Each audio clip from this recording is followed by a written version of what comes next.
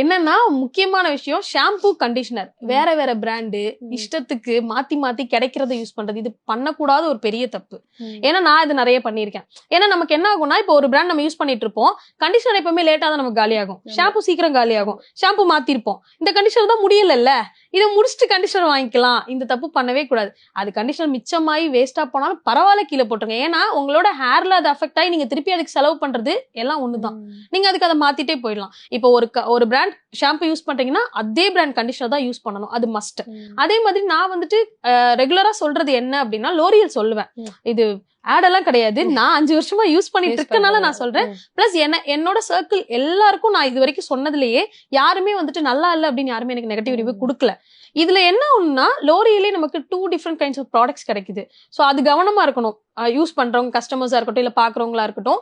நீங்க normal super மார்க்கெட்ல போனீங்கன்னா ஒரு லோரியல் கிடைக்கும், அது யூஸ் பண்ணாதீங்கன்னு நான் சொல்லுவேன். ஏன்னா என் தங்கச்சி இதே மிஸ்டேக் பண்ணா. நான் லோரியல் அவள்கிட்ட சொல்லிட்டேன், அவ போயிட்டு அதை வாங்கி அது கிடைக்குது, அது சீப்பா இருக்கு கம்பேரிட்டிவ்லி அப்படின்னு சொல்லிட்டு அவ அதை வாங்கி யூஸ் பண்ணிட்டா.